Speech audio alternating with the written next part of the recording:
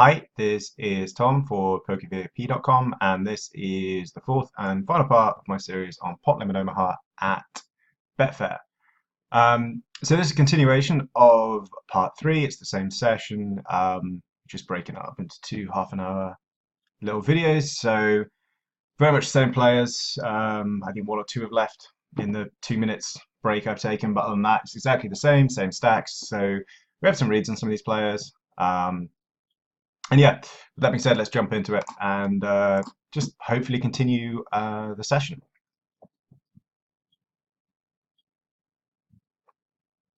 So left-hand table, we saw at the end of the last video, Brian got back to his original buy-in through somewhat questionable means. But he's not exactly the most proficient player on these tables. And we're basically breaking even on this table. And on the right-hand table, we are most certainly up and fairly happy about it.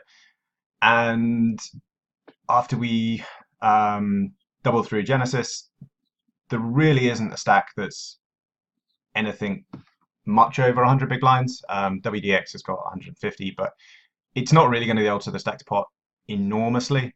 So unless somebody else doubles up, it's going to play very much like a standard cash game for 100 big blind buy-in. Right, we're going to be calling our ace queen and defending the other ace queen on both tables, flopping the top pair and not much else on the left-hand table. We're going to be checking and three-way flopping a gut shot to the bottom end of the straight is pretty disastrous. It's a hand that certainly can flop reasonably well. It's got some good components, but sadly, not on this occasion. It's gone check. I'm going to be falling to the pot size. Gone check on the left-hand table. I think we should continue taking showdown with our pair. I guess occasionally he's turned two pair in the form of King Jack, potentially King 3. That might fold to two barrels, but it's turning a hand that has very good showdown into a bluff, which we just don't need to do. Going to be opening on the button with a moderately playable suited ace. Check through, he does indeed have King Jack. Seems pretty fine.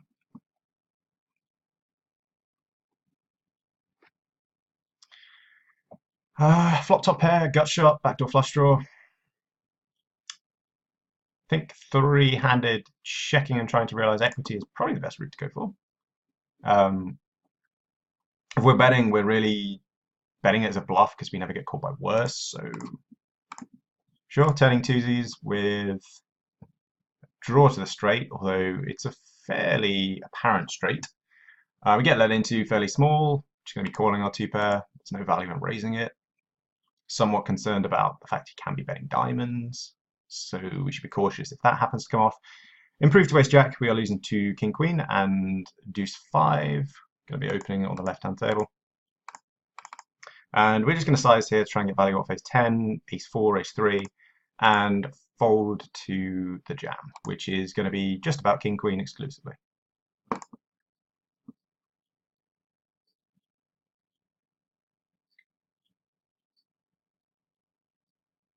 Left-hand table, raggy jack, pretty easy fold. Chop it up. Everyone loves a chop pot, seems reasonable. Did indeed have the best hand on turn, or between the two of us had the best hand on turn. But he played pretty reasonably given he had draws to Broadway and made top 2 on the river.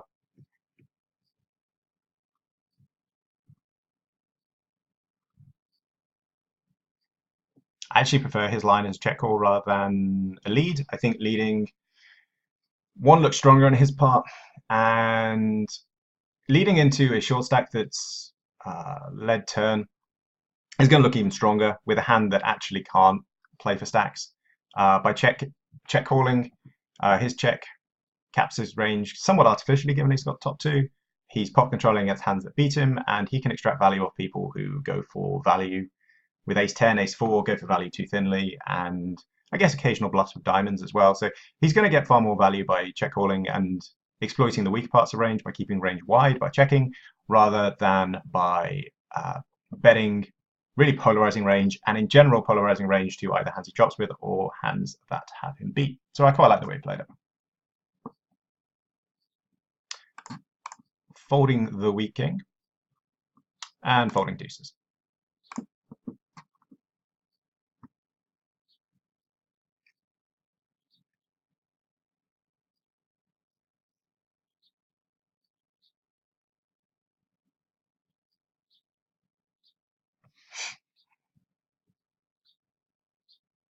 WDX is eating into the camera time. Tanking decisions, eating into the camera time, getting fewer hands done.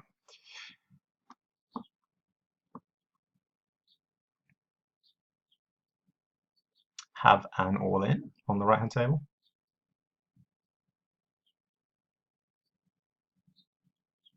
Seems like a bit of an optimistic lead with the queen 10, 9, 8. Not really drawing to the nuts with the exception of an offsuit king. It's a board that should hit. I mean, given two people have called, it really should hit someone's calling range, whether it be in the form of two pair, whether it be in the form of the flush draw, or I mean, potentially the straight if he's really flopped the goods. But just doesn't seem like a spot you could ever extract value with the bottom end of straight draws and bottom pair.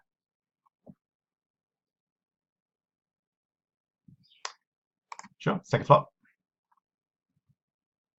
Gut shot and weakish flush draw. So going to be checking around.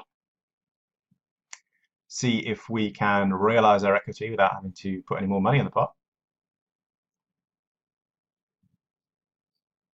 I'm actually going to check again, and the reason for it is I don't think we can ever get two streets off a 9 high flush here. We're losing to the king high, the queen high, the jack high, and the 10 high flush, so we have fifth nuts.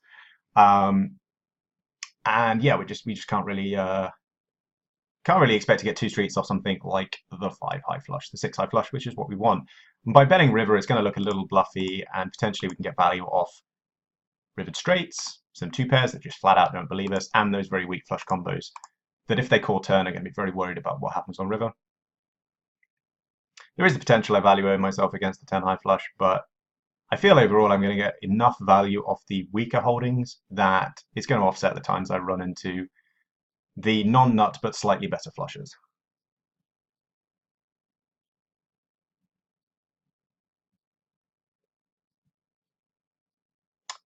No value. C'est la vie. Still think the logic was pretty sound behind the decision there.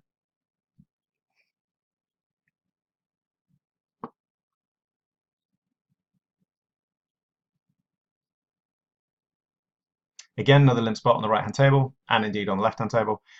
If, for whatever reason, you ever find yourself playing a 40 big blind stack, please do not limp it. Raise it. You can use your stack as a weapon.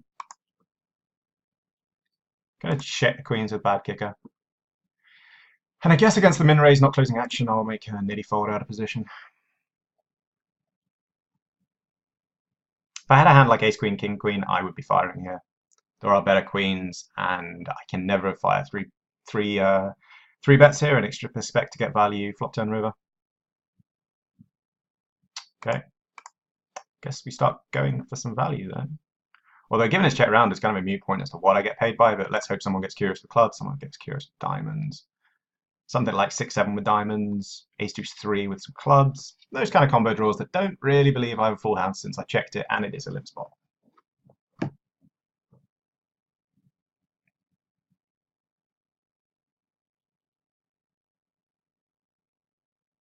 Okay.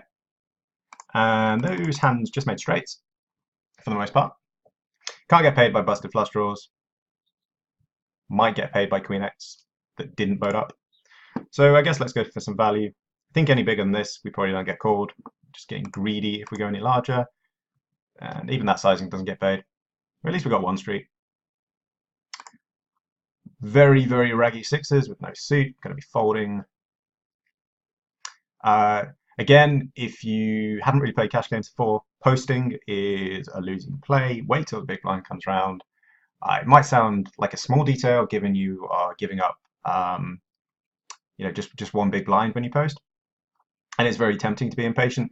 But if you then turn that one big blind into 100 big blinds per 100, which is what it would be, 100 big blinds per 100 is obviously a huge impact on your win rate. So something to consider. When you think of it as an isolated incident, you don't really think of it in the context of how it affects your win rate. When you think of it in terms of big blind per 100 stat, if you're doing it on every single occasion that you join a cash table, then you can see actually how big of an effect it can have.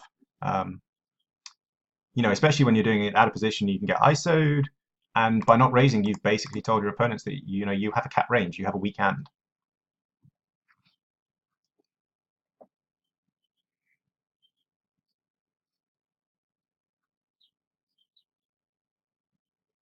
Continuing the plan of forwarding the weak parts of range, getting rid of the very, very poor king. Let Me Win is on the left-hand table as well. It's still limping UTG with a small stack.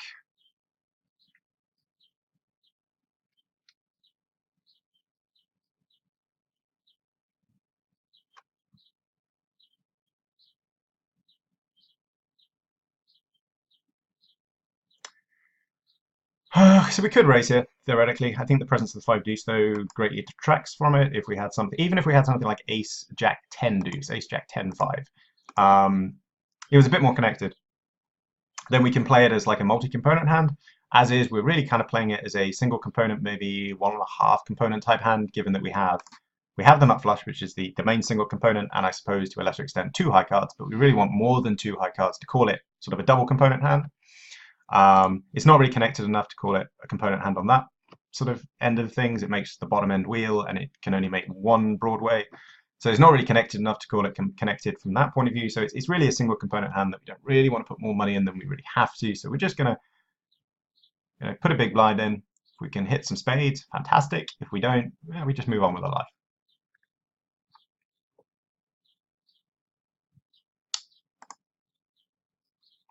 Don't think there's any reason to start bluffing on paired boards with a gut shot to a straight on a board where theoretically we could find ourselves dead. Hypothetically, opponents can have 10s could have 3x that's playing incredibly nitty, could potentially have clubs and we hit the 10 of clubs.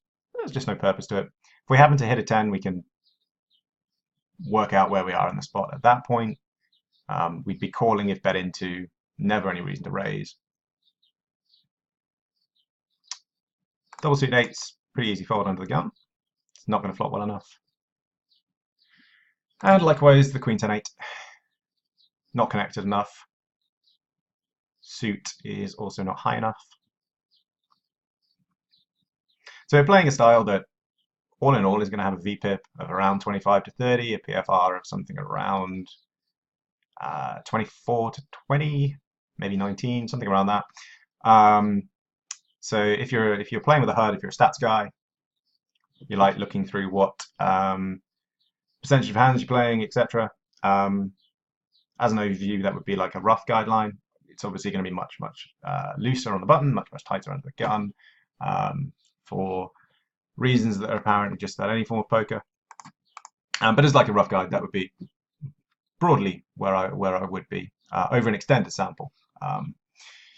Over a small sample such as these videos, or like 4,000 sample hand sample size, then yeah, we could be a few percentage points higher, a few percentage points lower. But over a decent sample, that's roughly where we'd be, I think.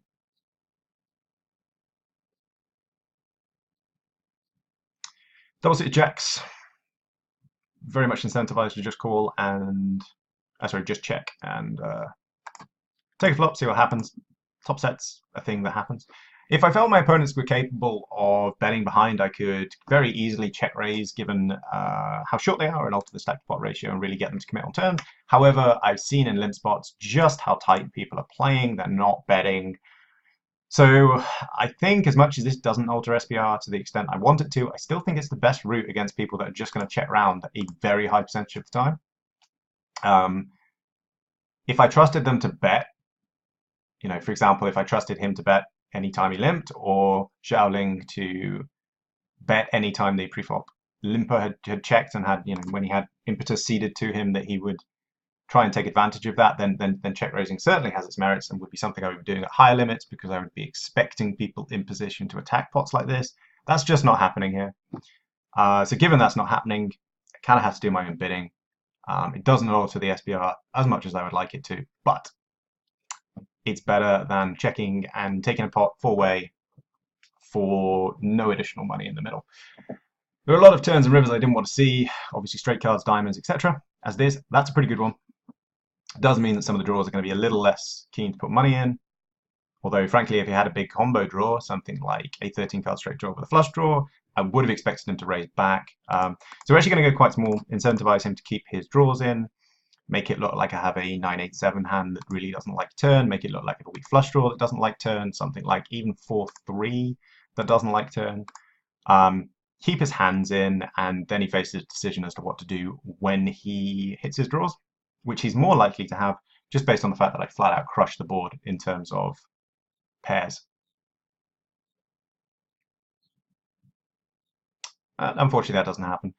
But I think long term, that's the route to go. I think checking and then betting on river is very face up as to what we have, and it's also not building the pot in a spot where we want to be extracting value. So I think going something around half pot, maybe slightly smaller, against someone who calls a lot, we can go maybe slightly bigger, something like 60%, and just trying to charge a price that draws can't help themselves, and then face a huge decision when they connect on rivers. I think that's the route to go. First time Xiaoling has raised. Don't think this is ever a 3-bet. Just don't think. I think he's got two ace and king dominant. So I'm just going to call. Certainly some flops we can connect with. If we don't, we move on with our lives. That would fall under the category of a flop we don't connect with. You do see people that limp a lot suddenly overplay parts of range here by potting, something like aces and kings, despite the fact that this is one of the worst boards for them. Overplaying bare nut flush draws. So if he's going to be doing that, I really don't want to be getting stubborn with a hand that has very little synergy with the board.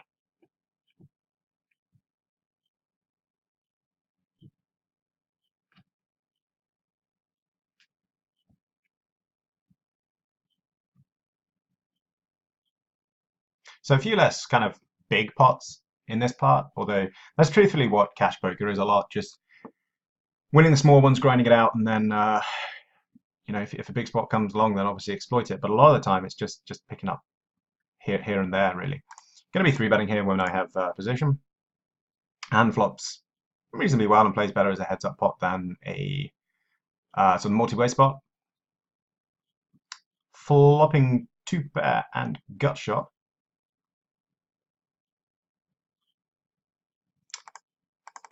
It's a reasonably connected board, so we're going to size up a bit.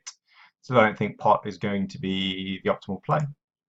If our opponent tries to get money in, we're going to be committed to the hand. As is, we just pick up, which is far from the worst result. Pick up 40 big blinds,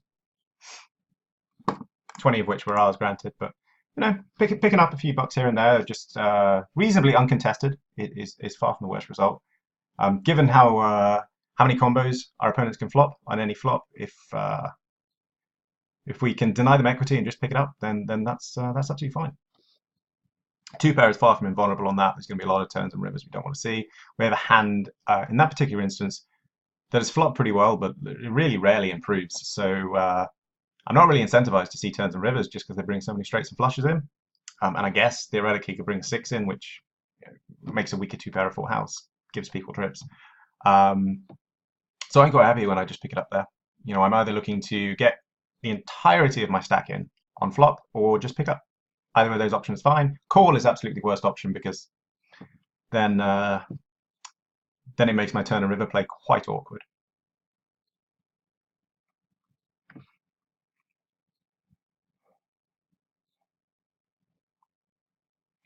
Going to be folding this queen. And again, +1, it's not going to play well enough.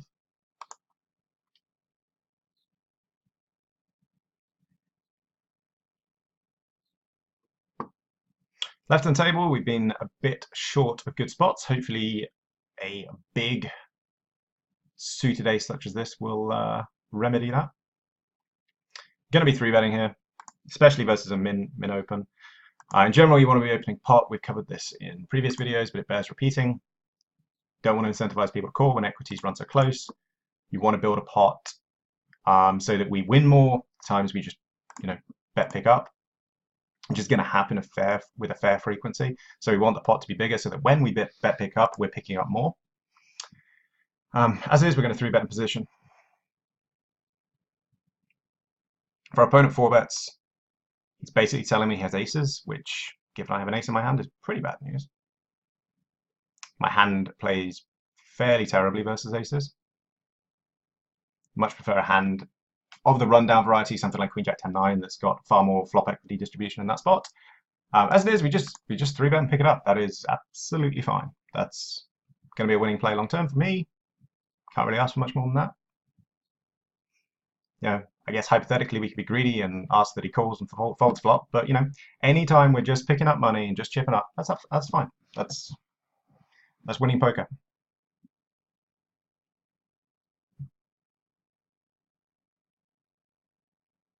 It's an okay hand on the right hand table. Generally speaking, when we have these connected hands, the lower the gap is, the better. Just means that you make more nut straights. So a hand like Jack 10 9 6 just means that on the 8 9, you make more straights.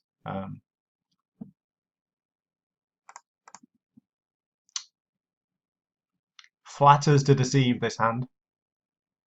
The flush draw is either not live or we can't extract value from it. So in effect, we're playing just the open ender. Although in a limp spot, that does mean the stacked pot is to such an extent that we can chase the open ender without risking enormous amounts of money.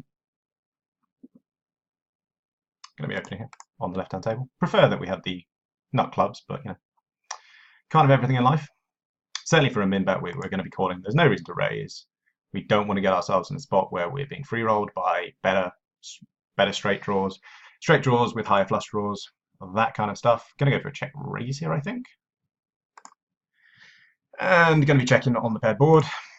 As is, it's just been checked round. That being said, my hand is not going to look that strong given I have checked twice, so let's go for some value and hope to get paid by a deuce, get paid by 2-pair. Going to be checking the ace again. I do have a flush draw to go with it. We're going to be playing as a check call. Protects me against some 8s that have been nitty.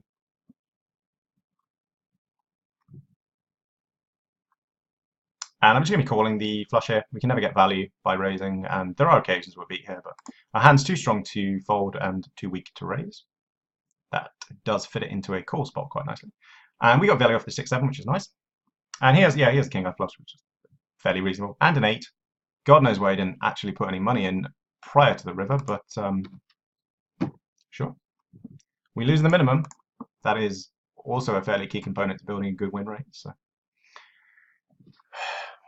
as frustrating as it is to run second nuts into nuts, if we do that and lose $1 or €1 in this case, that's far from a worse result. Gonna isolate here and try and take the hand heads up.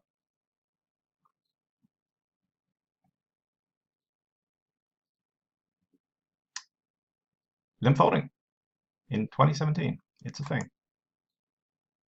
It's just something you just do not see at higher stakes. So it's a bit surprising to me, but sure. If people are going to be playing like this, we are going to be raising, we're going to be isolating, and we're going to be abusing. And we're not going to go overboard and do it with suddenly with weak parts of range that aren't going to be able to contest flops, but with big pairs that have synergy like King, Queen, Jack, Jack with a suit, and with hands like this that generally flop reasonably well, that we can contest flops with. We are going to go on the aggressive side. Just flopping top pair though, we're going to be checking here and very likely check folding turn. Really happy to take this to showdown.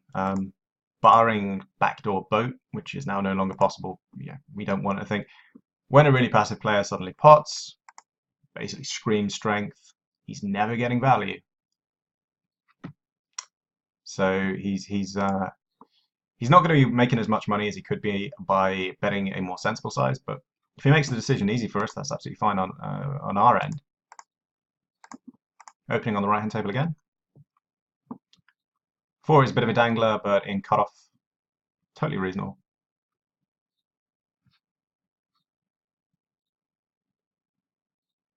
And we will be defending 3 bets, although three bets don't really seem to be a thing right now. So when we're three-handed and we flop this poorly, we're just going to be checking, try and realize our backdoor straight equity, our backdoor flush equity, our backdoor two-pair equity. That's kind of it, really. Let's check. Hopefully we can see a productive turn card. I mean, I guess it's a pair. That's more than I had on the flop. Trouble, hopefully.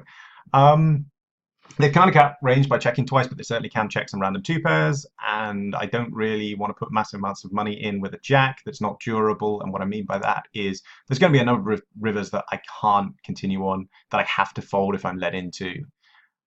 So I'm just going to be taking showdown, theoretically getting excited if a jack, a queen, or an ace comes off, less so before. I'm just going to take showdown here. He did indeed have the weird two pair. He was not going to be folding. So no reason to put more money in on the turn where we're either very, very slightly ahead and can never extract value, or we're behind and we're evaluating ourselves. So I'm pretty happy with how we played that hand. As passive and nitty as it appears, it was the best option.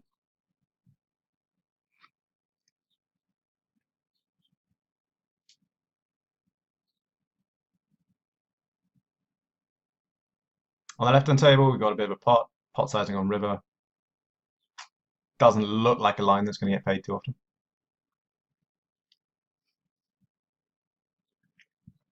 On the right-hand table, we have a suited ace. It's moderately connected. We are going to be defending versus a button raise or a small blind raise. As is, we're back to the limping.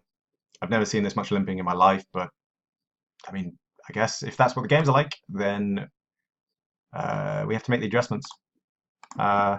Flopping three deuces is a pretty good adjustment. Not gonna lie, folding fives, even when getting a good price. So apologies for readjusting the table. Gonna be checking once and going bet on most turns and rivers, especially if we boat up. Let's try and get paid by ace X, get paid by diamond. Only really worried about trip eights that check flop. We block ace. We block three aces, which, let's face it, is never limped anyway. Getting called is a bit unusual from the small blind, given he checked flop, check turn. At some point, he is going to stop believing that I have it every time and just call out of frustration. Hopefully, this is one of these occasions. If he check raises, it's kind of disgusting. It's kind of nutted, but I probably still have to call, given how small the pot is, and frankly, how fed up he's going to be of me eventually. As it is, he's shown discipline. So if he happens to be watching this, I commend your discipline, if not much else. Cool. He's going to be taking flops here in limp spots. Flopping second, not flush draw, and two gut shots. Brian on the left-hand table is 3-bet for the first, ISO for about the first time in his life. Still getting 3-1 with a moderately connected hand. I don't love this spot, but calling is probably slightly better long-term than folding, as is we are going to be folding here with our bottom end of gut shot and nothing else. Really don't like the fact this has gone bet call, but we're going to peel once. And if more money goes in when the flush comes off, we're just going to put someone on the nut flush and fold. When we don't improve, we can just give up quite easily. Didn't hit our three, we didn't hit our jack, didn't hit the heart.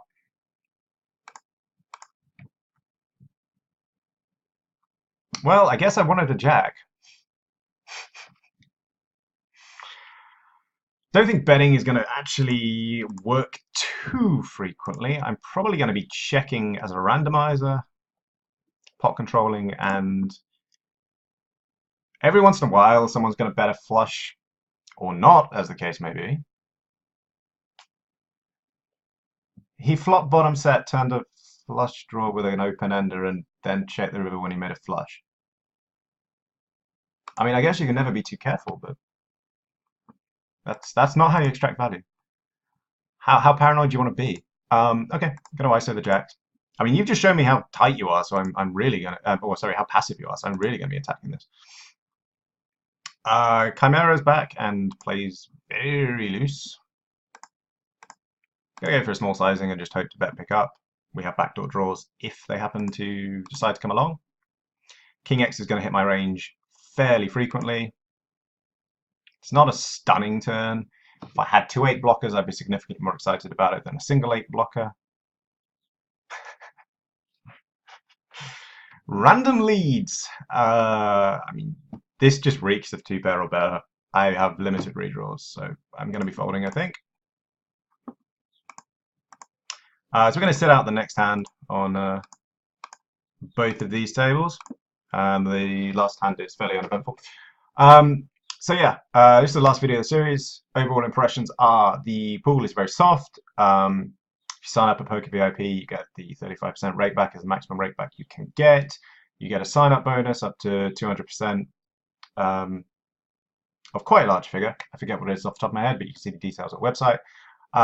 So given the softness of the pool, the rake back, the bonuses, and the entrance into the 55k rake race, if you're just starting out in pot limit Omaha, or indeed, play at higher stakes for that matter, seems like a reasonably good place to, learn, with the rake back and the welcome bonus.